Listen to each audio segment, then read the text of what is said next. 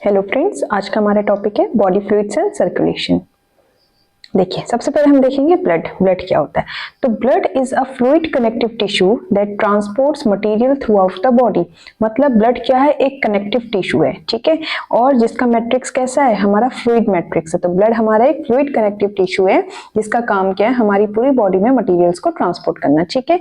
किस चीज से मिलकर बना होता है? ये मिलकर बना होता है प्लाज्मा एंड फॉर्म्ड एलिमेंट्स, ठीक है। Blood is consist of plasma and formed elements. Okay, चलिए तो अब देखते हैं कंपोजिशन ऑफ ब्लड, किन किन चीजों से मिलकर ब्लड बना है। जैसा कि मैंने आपको बताया प्लाज्मा एंड फॉर्म्ड एलिमेंट्स, तो पहले हम प्लाज्मा के बारे में डिस्कस करते हैं।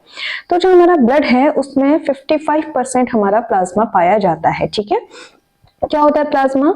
एक स्ट्रॉ कलर्ड का लिक्विड होता है और प्लाज्मा के अंदर 90 से 92% पानी पाया जाता है, वाटर होता है, और 6 से 8% हमारा प्रोटीन्स पाया जाता है। क्या प्रोटीन्स होते हैं? Albumin, globulin and fibrinogen.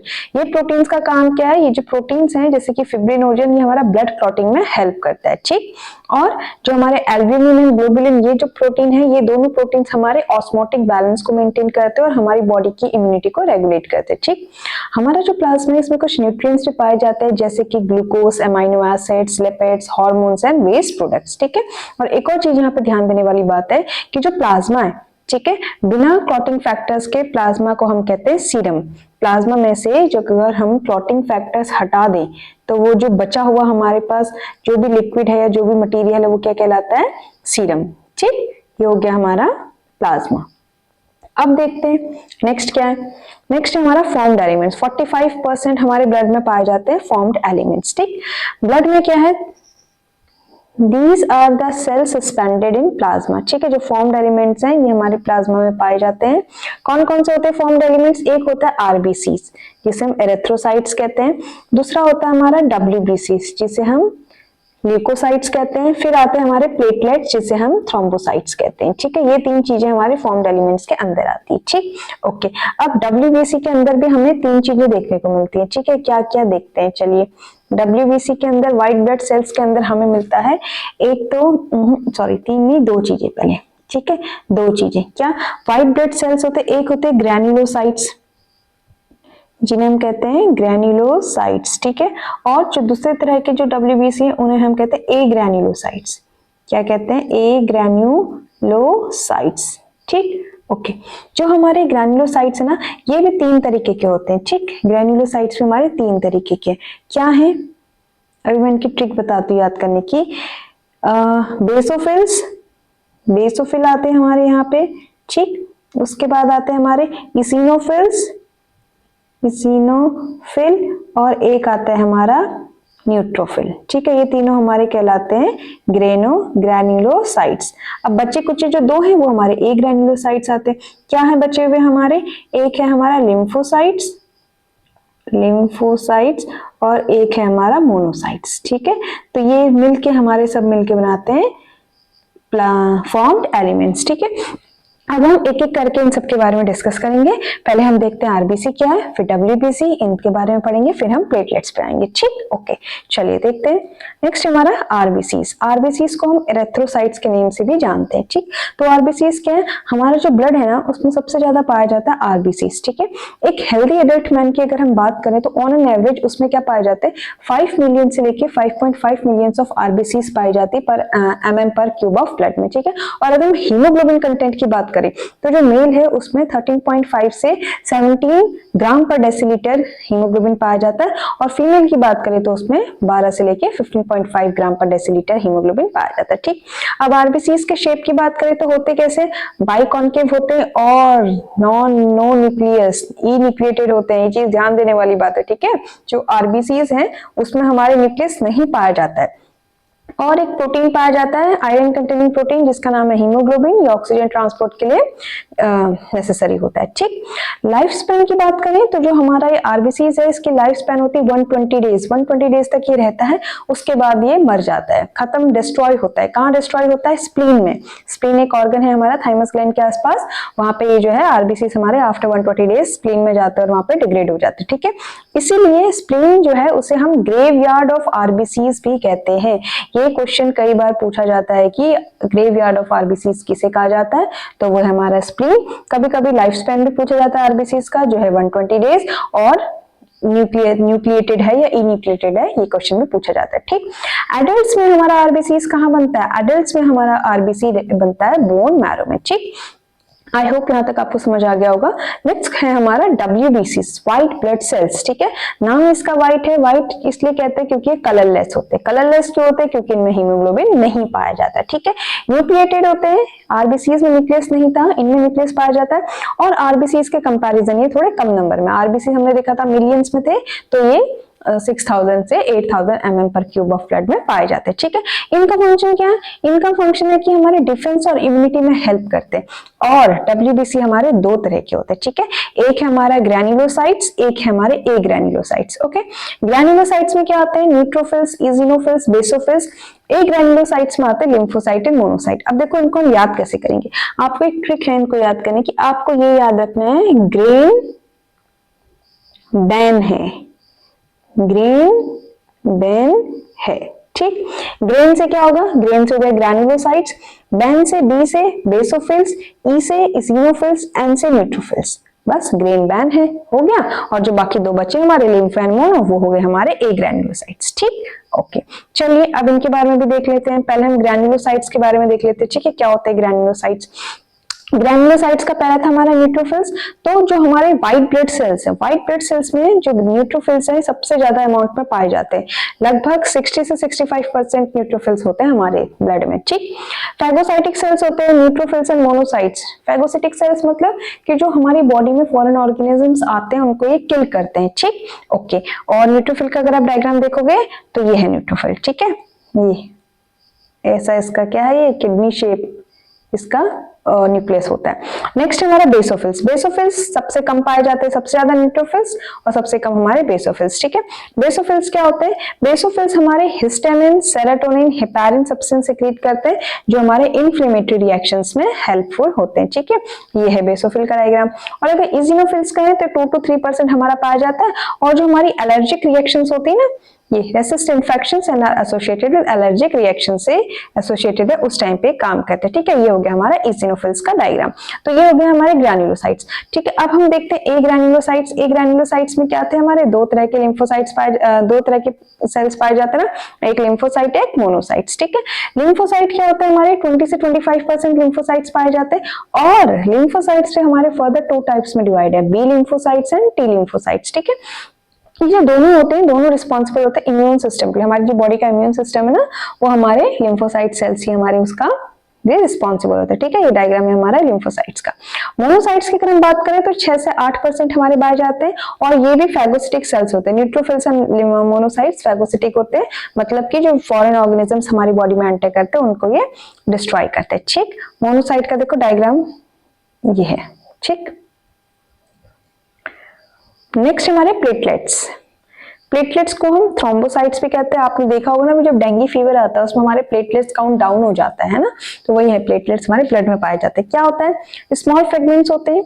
ठीक है, और ये हमारे ब्लड क्लॉटिंग में हेल्प करते हैं। ठीक, इसलिए जरूरी है, जब प्लेटलेट काउंट डाउन हो गया तो फिर प्रॉब्लमेटिक करता है। कहाँ बनता है? हमारे बोन मैरो में स्पेशल सेल्स होते हैं जिन्हें हम मेगा कैरियोसाइट्स कहते हैं। तो मेगा कैरियोसाइट्स के अंदर हमारे प्लेटलेट्स फॉर्म होते हैं। और प्लेटलेट्स जो हमारी बॉडी में इतने होते हैं। ठीक है, 1 लाख से लेके 1,50,000 से 3,50,000 के आसपास हमारे प्लेटलेट्स हमारे सेल्स में पाए जाते हैं। ठीक, तो ये हो गया हमारा कंपोजिशन ऑफ ब्लड।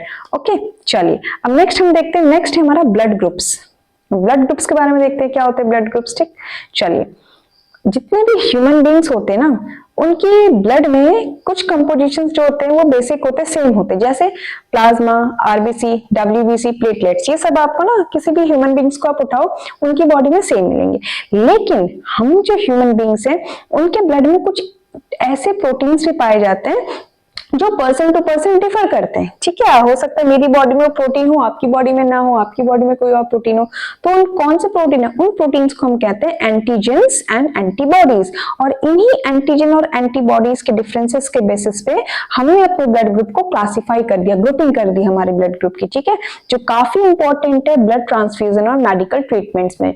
जब हम किसी का एक्सीडेंट हो जाता है, उसको ब्लड की जरूरत है, तो हमें पता होना चाहिए उसका कौन सा ब्लड ग्रुप है। ठीक है, उस टाइम पे काफी इंपॉर्टेंट रोल प्ले करता है। ओके चलिए तो देखते हैं अब होता क्या है ब्लड ग्रुप्स। ठीक है, तो ब्लड ग्रुप्स बेसिकली क्या है, ब्लड ग्रुप्स हमारे ब्लड को क्लासिफाई कर दिया गया है। ठीक है, ब्लड को क्लासिफाई कर दिया गया किसके बेसिस पे, based on the presence and absence of specific antigens on the surface of RBCs and antibodies in plasma.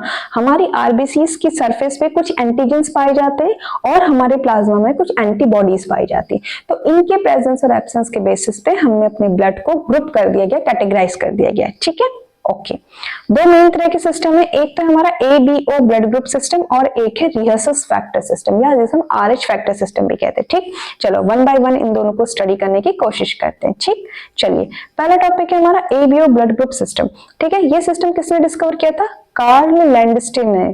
तो ABO ब्लड ग्रुप सिस्टम में क्वेश्चन कई बार पूछा जाता है कि किसने डिस्कवर किया था, तो ये डिस्कवर किया था हमारा कार्ल लैंडस्टीन ने 1900 में। ठीक, अब देखिए एंटीजन और एंटीबॉडीज क्या होते हैं। एंटीजेंस कहाँ पाए जाते हैं, एंटीजेंस होते हैं हमारे रेड ब्लड सेल्स होते हैं ना आरबीसीज, उनके सरफेस पे पाए जाते हैं और एंटीबॉडीज हमारी प्लाज्मा में पाई जाती है। ठीक है, और इन्हीं एंटीजन और एंटीबॉडी की प्रेजेंस और एब्सेंस के बेसिस पे हमारे 4 तरह के ब्लड ग्रुप हैं, ये A, B, AB and O। ठीक है, अब जो A ब्लड ग्रुप होगा ना उसके आरबीसी में एंटीजन भी ए ही पाया जाएगा। जिस तरह का एंटीजन हमारी आरबीसी में पाया जाता है उसी तरह का हमारा ब्लड ग्रुप कंसीडर किया जाता है। अगर एंटीजन बी है तो ब्लड ग्रुप बी, अगर एंटीजन ए और बी दोनों है तो ब्लड ग्रुप भी हमारे दोनों होंगे, क्योंकि ए और बी दोनों डोमिनेंट होते हैं। आपने जेनेटिक्स में पढ़ा होगा कि ए बी को डोमिनेंस का फेनोमेना पढ़ा होगा, है ना।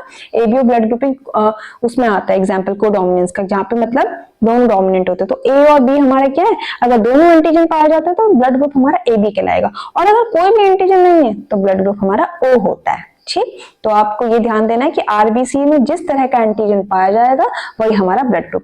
अब एंटीबॉडी हमेशा एंटीजन के अपोजिट होगी। देखो एंटीबॉडी का आप समझना, एंटीवायरस देखा है आपने, हमारे कंप्यूटर लैपटॉप में जब कोई वायरस घुस जाता है या वायरस को प्रिवेंट करने के लिए हम अपने उसमें लैपटॉप में कंप्यूटर्स में हम जो है सॉफ्टवेयर अपडेट करते हैं एंटीवायरस करके, है ना। एंटीवायरस क्यों अपडेट करते हैं, क्योंकि एंटीवायरस जो होता है वायरस के अगेंस्ट, एंटी मतलब ये हो गया अगेंस्ट, वायरस के अगेंस्ट काम करना। ठीक है, तो एंटीबॉडी जो होगी वो उसके अगेंस्ट काम करेगा, मतलब एंटीबॉडी बी है तो ये बी ब्लड ग्रुप के अगेंस्ट काम करेगा। अगर ए वाले को हमने बी ब्लड ग्रुप दे दिया तो क्या होगा, वहां पे क्लम्पिंग हो जाएगी, वहां पे ब्लड क्लॉटिंग हो जाएगी, ब्लड फ्लो नहीं कर पाएगा, इंसान की डेथ हो सकती है। ठीक है, तो एंटीबॉडी हमेशा एंटीजन के अपोजिट होती है। अगर एंटीजन बी है तो एंटीबॉडी ए, ए और बी दोनों एंटीजन में तो एंटीबॉडी कोई नहीं होगी, और कोई एंटीबॉडी नहीं है तो फिर इसको हम कोई भी ब्लड ग्रुप चढ़ा सकते हैं। इसीलिए जो हमारा ए बी ब्लड ग्रुप है ये यूनिवर्सल रिसिपिएंट कहलाता है। क्यों, क्योंकि इसमें कोई एंटीबॉडी है ही नहीं, इसमें कोई एंटीबॉडी नहीं, इसको कोई डर नहीं है, इसको कुछ भी आप दे दो। ठीक है, लेकिन अब ओ के केस में देखो, ओ के केस में अब ए भी एंटीबॉडी है बी भी एंटीबॉडी, तो अब हम क्या दे, हम इसे ना ए दे सकते ना बी दे सकते और ए बी भी नहीं दे सकते, क्योंकि ए बी में तो दोनों चीजें आ गई, तो इसको हमें सिर्फ ओ चढ़ाना पड़ता है। ठीक है, तो ये है यूनिवर्सल डोनर, जो ये हमारा ना ओ, ये ओ हमारा ब्लड ग्रुप सबको दे सकता है। ठीक, तो ए वाला किससे ब्लड ले सकता है, या तो ए से लेगा या ओ से लेगा। बी वाला किससे ले सकता है, या तो बी से लेगा या ओ से लेगा। ए बी वाले में कोई एंटीबॉडी नहीं है तो ये सबसे ले लेता है। ठीक, तो ये क्वेश्चन पूछा जाता है कि कौन सा ब्लड ग्रुप यूनिवर्सल डोनर है, कौन सा यूनिवर्सल रिसिपिएंट है, ये चीजें हमें ध्यान रखनी है। ओके, चलिए नेक्स्ट आते हैं। A person with A antigen has antibody B. So if blood B enters, it will clump, agglutinate हो जाता है, clump formation हो जाता है। ठीक है, O ग्रुप में कोई एंटीजेंस नहीं है तो हम इसलिए O हर किसी को दे देते हैं, इसलिए वो यूनिवर्सल डोनर है। कभी एक्सीडेंटल केस होता है ना, जब हमें पता नहीं रहता है कि जो हमारे पास पेशेंट है उसका क्या ब्लड ग्रुप है, या हमारे पास इतना टाइम ही नहीं है उसका ब्लड ग्रुप मैच करने का, तो इस केस में हम जो है उसको ओ नेगेटिव ब्लड ग्रुप देते हैं। ठीक है, ओ नेगेटिव, ये नेगेटिव पॉजिटिव ये भी मैं समझाऊंगी आपको। तो ओ ब्लड ग्रुप चढ़ाया जाता है उसे। ठीक है, क्योंकि ओ यूनिवर्सल डोनर है, किसी को भी दे सकता है। ठीक है, और ए बी क्या है, ए बी में कोई एंटीबॉडी नहीं है तो ए बी वाला जो है ये किसी से भी दे सकता है, यूनिवर्सल रिसिपिएंट है। ठीक है, अगर आपका ब्लड ग्रुप ए है तो आपको ए ही ब्लड ग्रुप चढ़ेगा, लेकिन जो ए बी वाले हैं इन्हें हम ब्लड ग्रुप ए भी दे सकते हैं, ए नहीं है तो बी भी दे सकते हैं, ए बी वाला है तो और अच्छा है, और ओ भी दे सकते हैं। ठीक है, ये यूनिवर्सल रिसिपिएंट होते हैं। ओके, ये इंपॉर्टेंट पॉइंट्स है।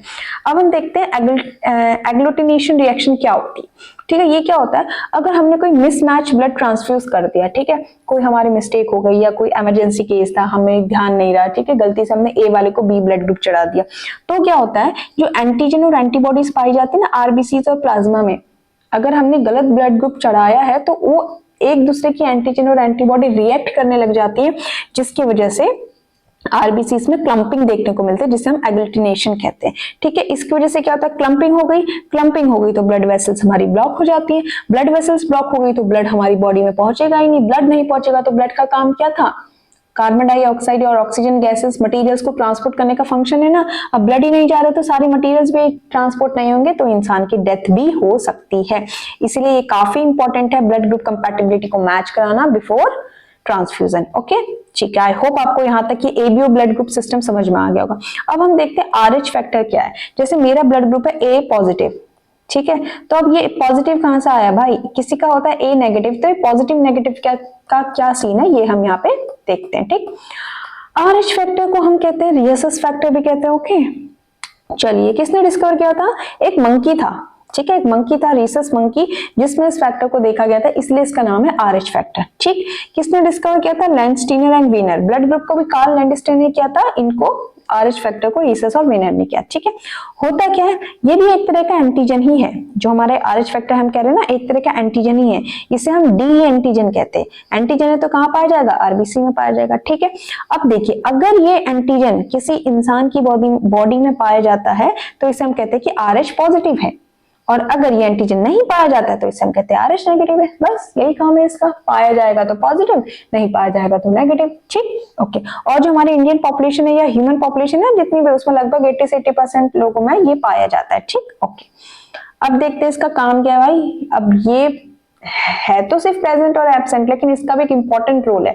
इसकी अगर इनकम्पैटिबिलिटी हो जाए तो एक बीमारी हो सकती है सीरियस, जिसे हम कहते हैं इरेथ्रोब्लास्टोसिस फिटलिस। फिटलिस मतलब फीटस, इरेथ्रो वर्ड आया हमारा आरबीसी से, ब्लास्टोसिस मतलब ब्लास्ट होना, फीटस में आरबीसी ब्लास्ट हो जाना। ठीक है, अब क्यों होती है भाई फीटस में आरबीसी ब्लास्ट, देखिए ये कंडीशन तब आती है जब हमारी मदर है आरएच नेगेटिव। ठीक है, मानो कोई मदर है जिसका ब्लड ग्रुप है ए नेगेटिव, ए नेगेटिव मतलब उसमें ये आरएच फैक्टर नहीं पाया जाता है। ठीक, उसकी शादी हुई एक ऐसे इंसान से जिसका ब्लड ग्रुप है आरएच पॉजिटिव, ए पॉजिटिव मान लेते हैं, ए पॉजिटिव मतलब जिसमें ये आरएच फैक्टर पाया जाता है। अब इन दोनों का बेबी हुआ, अब बेबी हुआ, बेबी में फादर वाला कैरेक्टर आ गया और बेबी हो गया हमारा आरएच पॉजिटिव।